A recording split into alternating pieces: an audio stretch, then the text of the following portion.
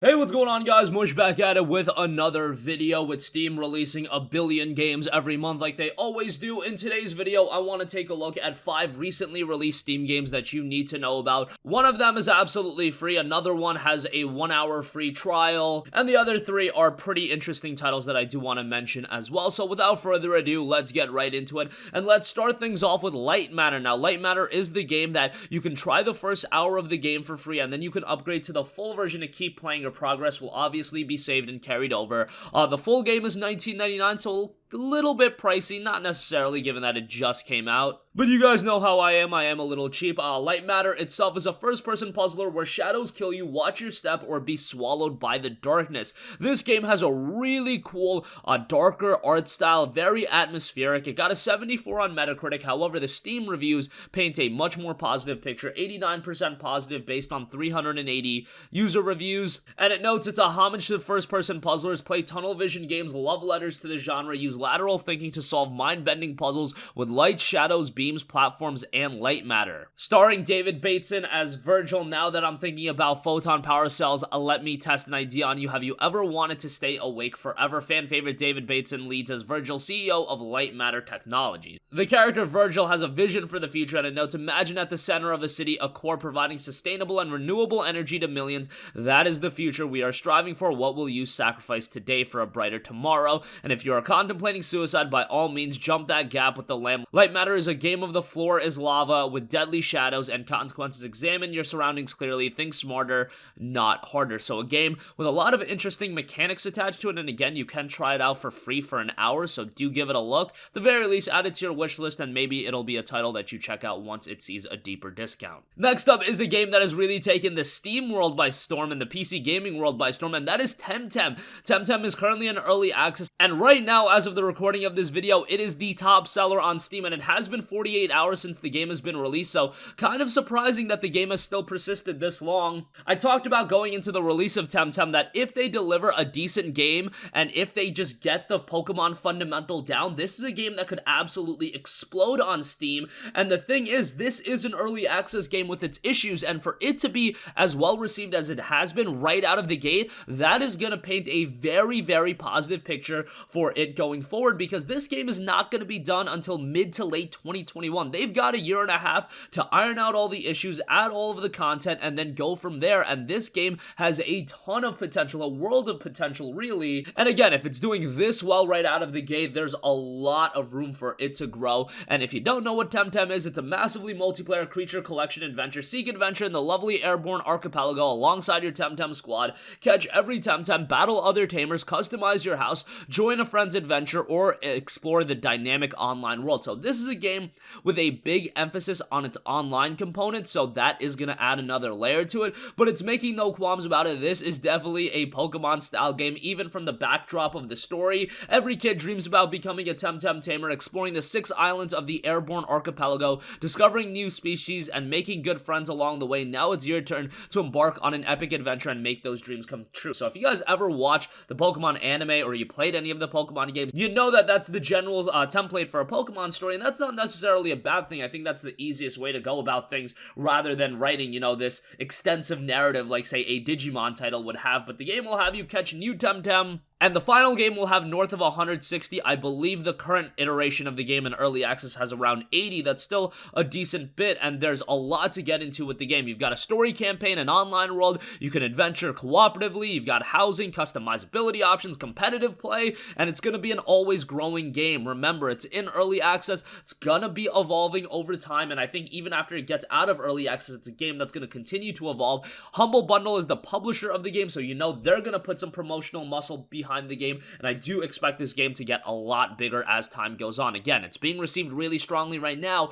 Right now, the main criticisms is things like the online service, things that can be easily remedied, and fundamentally, as long as a game like this is compelling enough, as long as it works enough, I really do feel like the sky is the ceiling for the game. It could go a lot of places, especially because there aren't a lot of resembling experiences, at least not on Steam. Obviously, if you have a Switch, you've got Pokemon. I've kind of grown out of Nintendo platforms a little bit. I really only use them for multiplayer titles, so I'm not going to sit down and play and invest into a single player experience, but on PC, hey, that's more so my wheelhouse, and a game like Temtem could be right up my and many other people's alley. Alright, next up, I do also want to mention that Frostpunk has gotten a new piece of DLC and expansion, and that is Frostpunk The Last Autumn. Now, if you guys know me, you know that I'm incredibly high on Frostpunk. I think it's a tremendous game, and by the way, it just got added to Xbox Game Pass, so if you want to play the base game that way, you can do that. But Frostpunk Last Autumn is a brand new expansion that has you learn about the tragic turn of events that led to the grim world of Frostpunk in the prequel expansion, again, Last Autumn. Vastly expanding upon the Frostpunk universe by introducing a brand new scenario, the expansion content also introduces game-changing new mechanics,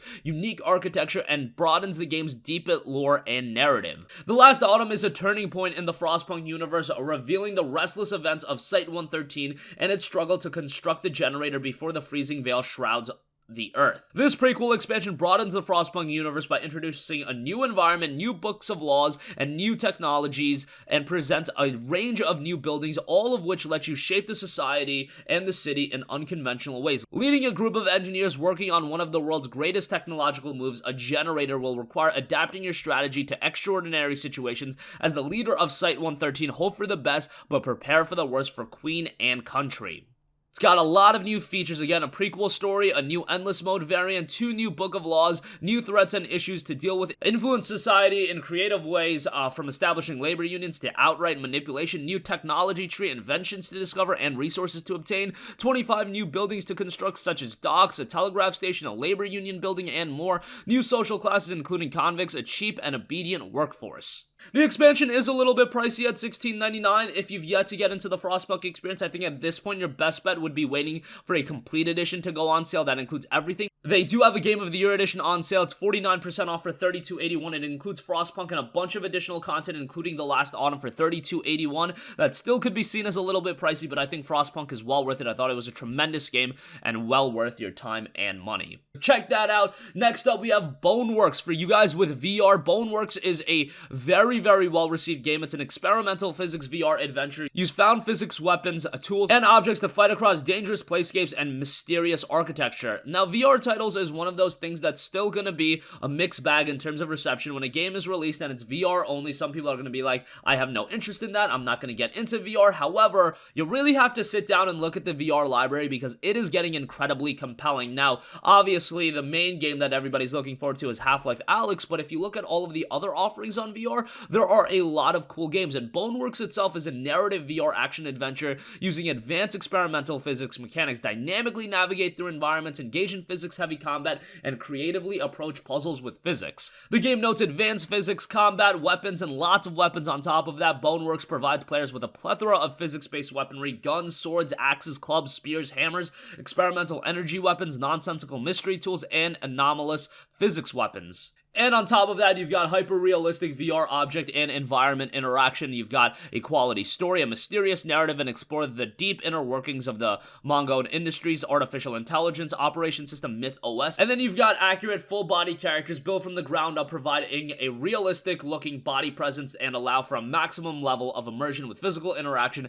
in the game space. Game got a 72 on Metacritic, very positive reception on Steam, 88% positive, $29.99 at the very least if you're into VR or you're looking to get into the VR space. A game you should have your eyes on and definitely add to your wish list.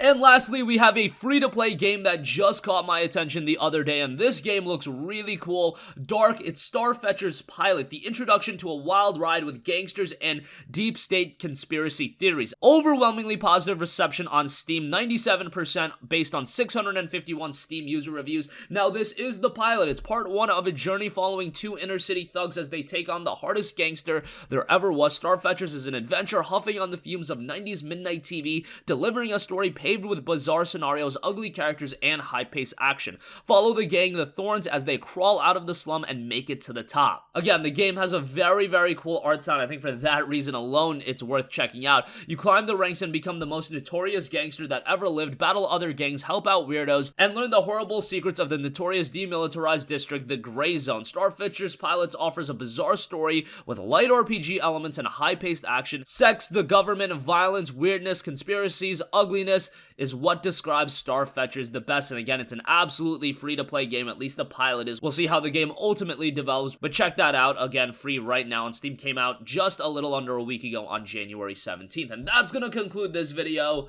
Again, with Steam constantly dropping games, I'll try to do these videos a little bit more regularly. Maybe if you want me to do a deep dive on one of these games in particular, I can do that as well, but do expect regular updates and videos like this where I do take a look at some of the games that are getting a little bit lost in the shuffle on Steam, and some games that, hey, are a little bit more well-known, like Temtem. Temtem's the top seller on Steam right now. A lot of you guys are probably fully aware of it, but a lot of you guys might not be aware of Starfetcher's pilot, Light Matter, or even Frostpunk getting a new expansion in the last autumn. And that's going to conclude this video. If you guys have a request for a future video, you can leave that in the comments section down below, and I will catch you guys in the next one. Peace out.